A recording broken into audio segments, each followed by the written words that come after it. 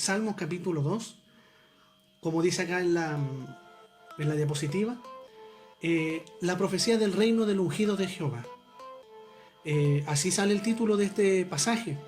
Y si ustedes se dan cuenta, desde el 1 al versículo 6, pareciera que habla de una persona normal, habla de una rebelión de parte de los enemigos de Dios en contra del reinado de Dios y contra su ungido, el cual David pudo haber dicho: yo soy el ungido de Jehová, como a veces pensaba también de Saúl.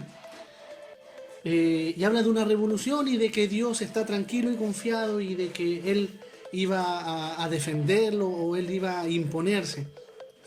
Pero si usted lee en el versículo 7, en la siguiente diapositiva, dice: yo publicaré el decreto, Jehová me ha dicho, mi hijo eres tú, yo te engendré hoy.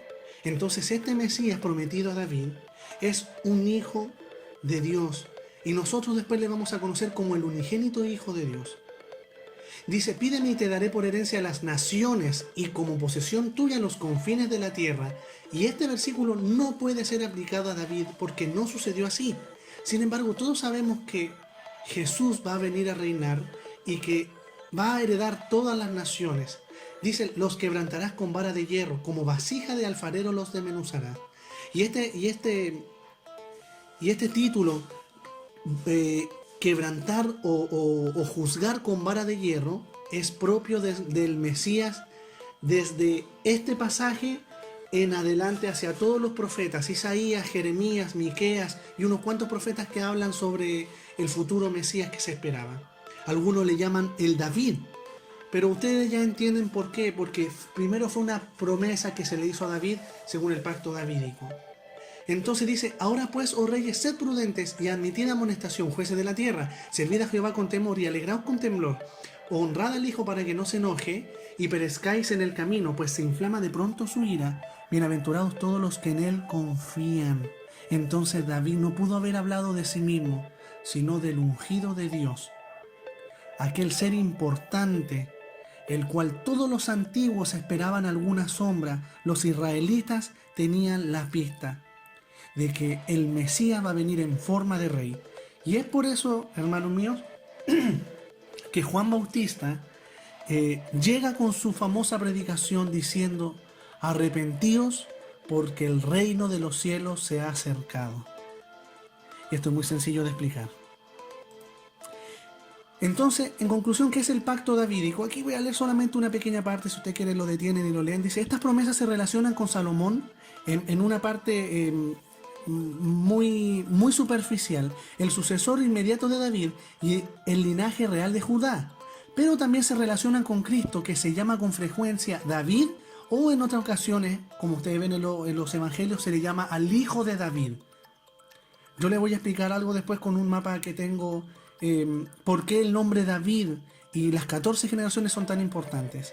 Pero quiero que vayan al final de esta diapositiva y dice: el establecimiento de su casa, su trono y su reino eterno no pueden aplicarse a David o a cualquier otro que no sea Cristo y su reino. Entonces, pasamos a lo siguiente para ir avanzando rápido. El reinado universal de Dios, justicia y paz de un reino divino. Ese es el título que le he puesto. Y la diapositiva dice en el libro, y yo me enfoco en el libro de Miqueas capítulo 4, en donde se habla del reino universal de Dios.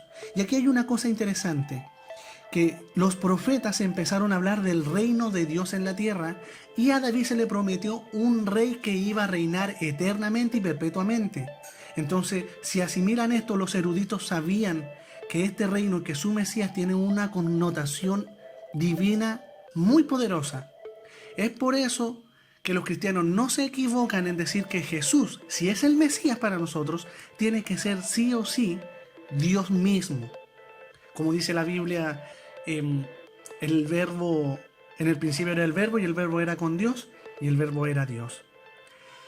Mire lo que dice esta promesa. Dice: acontecerán los postreros tiempos, y a eso vamos a ver. Este es el título de este estudio. Que el monte de la casa de Jehová será establecido por cabecera de montes y más alto que los collados, y correrán a él los pueblos. Vendrán muchas naciones y dirán: venid y subamos al monte de Jehová y a la casa del Dios de Jacob, y nos enseñará en sus caminos y andaremos por sus veredas. Porque de Sión saldrá la ley y de Jerusalén la palabra de Jehová. Y mire lo que está diciendo. Aquí el profeta Miqueas está diciendo que el reino de Dios, ¿cierto?, será de una manera magnífica, en donde todas las naciones tendrán conocimiento de Dios y todas las naciones van a tener por Jerusalén el monte de Jehová como capital universal del reinado. Como dice, porque de Sión saldrá la ley y de Jerusalén la palabra. Justicia y paz prometida para todos. Dice, y él juzgará entre naciones, pueblos y corregirá naciones poderosas hasta muy lejos. Y martillarán sus espadas para asadones y sus lanzas para hoces. No alzará espada nación contra nación, ni se ensañará más para la guerra. Paz y justicia. Mire lo que dice acá. Y se sentará cada uno debajo de su vid y debajo de su higuera, y no habrá quien los amedrente, porque la boca de Jehová de los ejércitos lo ha hablado.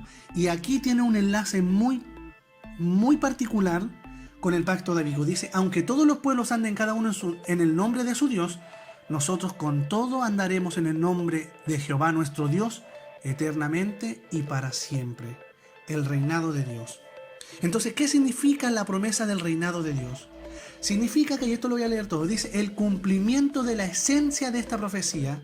Sabemos por el concepto del reino de Dios que nos ofrece el Nuevo Testamento, que mucho de este proceso ya está en marcha gracias a la aproximación del reino a través del ministerio de la iglesia.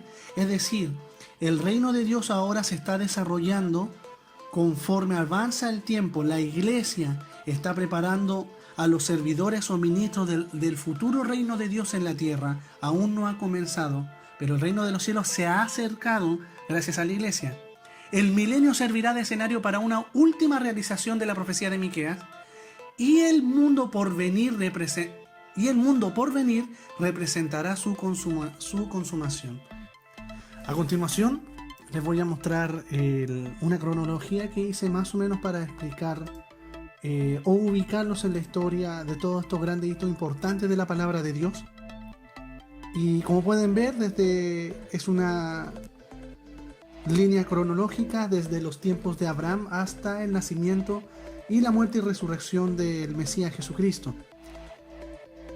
La historia de Abraham se desenvuelve cerca del año 2000 a.C. y desde esa época hasta David, rey de Israel, pasan 14 generaciones. La historia de David se desarrolla durante el año 1000 a.C. Miqueas en el año 740 al 732 a.C. Luego aparece Daniel en el exilio babilónico cerca del 550 a.C. Y allí pasan otras 14 generaciones. Luego 14 generaciones desde el cautiverio a Babilonia hasta el nacimiento del Mesías príncipe Jesucristo. Y pasan aproximadamente 33 años hasta que termina su ministerio con la crucifixión y resurrección. Entonces ahí pueden dimensionar la cantidad de años en la cual se desarrolló la palabra de Dios y las promesas y los pactos, llegando hasta el Mesías. Eso es todo por hoy. Espero que le haya servido de algo. Nos vemos en el próximo capítulo. Muchas gracias por ver este video. Anímate a darnos tus comentarios, dale un like a este video y no olvides también suscribirte a nuestro